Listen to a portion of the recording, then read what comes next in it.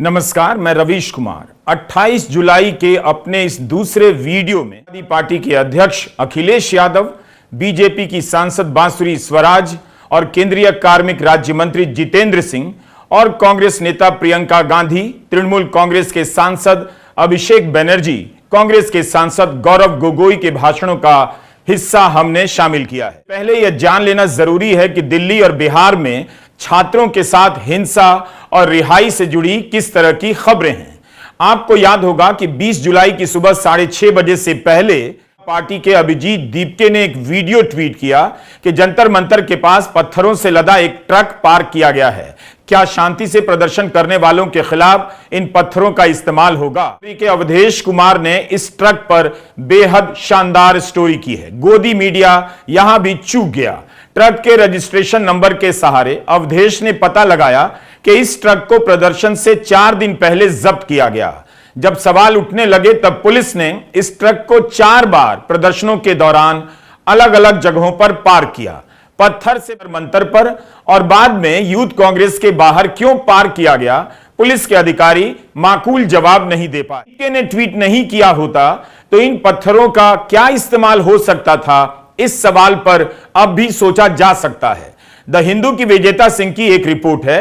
संसद मार्ग थाना की जनरल डायरी एंट्री के हवाले से उन्होंने रिपोर्ट किया है। फोर्स की ओर से यह बात दर्ज की गई है कि डीसीपी के आदेश पर आरएएफ के डिप्टी कमांडेंट ने नॉन इलेक्ट्रिकल शेल के 55 राउंड, इलेक्ट्रिकल शेल के 15 राउंड, 5 टीयर स्मोक ग्रेनेड और एंटी रायट गन से 2 राउंड बैलिस्टिक कार्ट्रिज के साथ प्लास्टिक पैलेट का इस्तेमाल किया।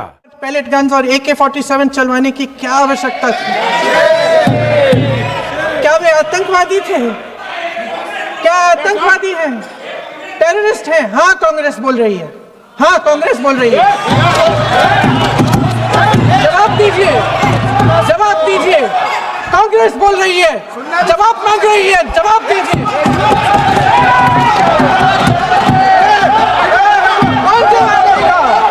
कौन जवाब देगा? गृह मंत्री जी जवाब देंगे। किसने ऑर्डर दिया? किसने ऑर्डर दिया पैलेट गन्स चलाने के लिए?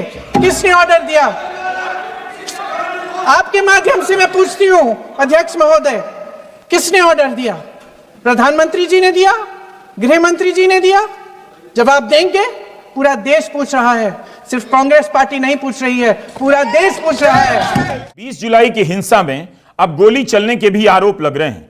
द हिंदू के अशोक कुमार की रिपोर्ट है। प्रोग्राम की नूतन का कहना है कि जंतर मंतर के पास पार्क के एक ऊंचे हिस्से में थी जब उन पर नीचे से कुछ हमला हुआ और उनके कान पर चोट लगी। बहुत खून बहा और सुनने में परेशानी होने लगी, तब अस्पताल गई। उनके डिस्चार्ज समरी में राम मनोहर लोहिया अस्पताल ने लिखा है कि उनके दाएं कान पर गन शॉट, बंदूक की गोली के कारण चोट आई है।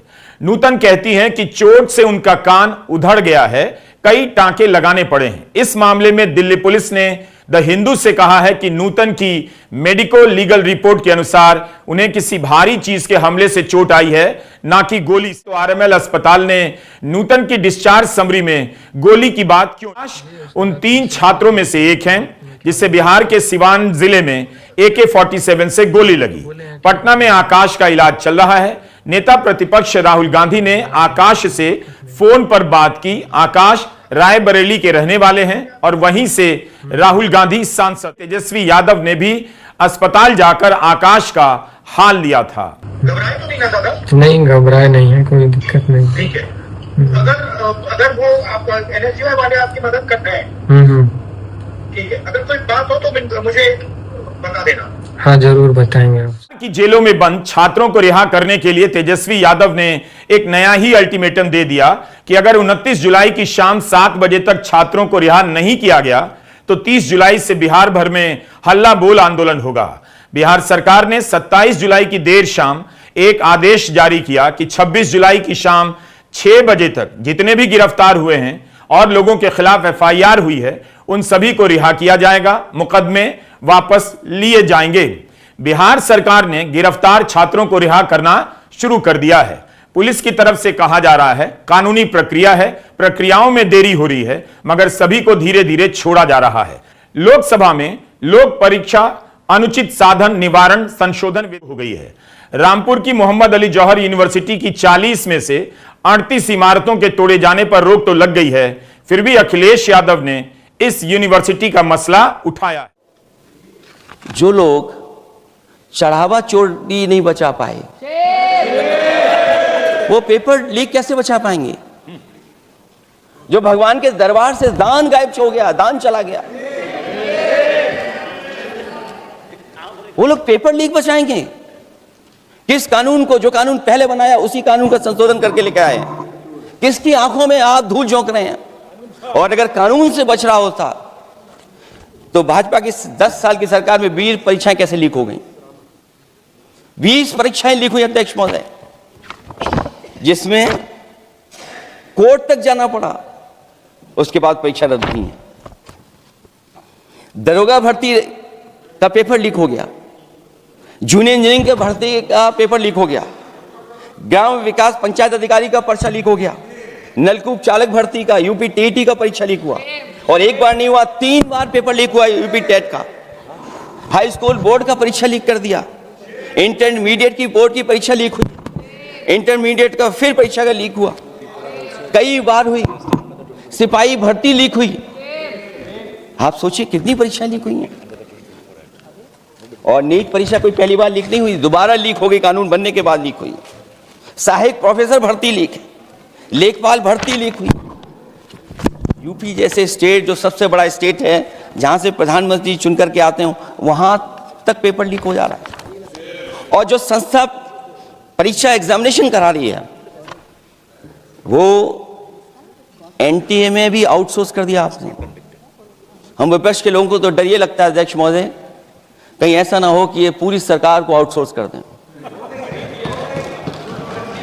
आउटसोर्स सरकार है जो सबसे विश्वसनीय संस्था है, उसमें आउटसोर्स पे आपने कर्मचारियों को रखा हुआ है। किस बात की जवाबदेही है? यही अकाउंटेबिलिटी है आपकी? कहीं अकाउंटेबिलिटी ये तो नहीं है? आप अकाउंटेबिलिटी को ये न कहीं समझ बैठे हो कि अकाउंट को भर दे वो एबिलिटी वाला ही हमें चाहिए? कहीं वो अकाउंटेबिलिटी तो नहीं है? आप बताइए, एनटीए को आउटसोर्स किया हुआ है आपने। और केवल प्राइमरी स्कूल बंद नहीं किए हैं, नौकरी पे भी हमला किया है। 69,000 शिक्षक भर्ती को लेकर के बड़े पैमाने पर घोटाला किया गया, और घोटाला इतना बड़ा है कि वो सभी कोर्टों में गए हैं और पिछले कई वर्षों से आंदोलन कर रहे हैं।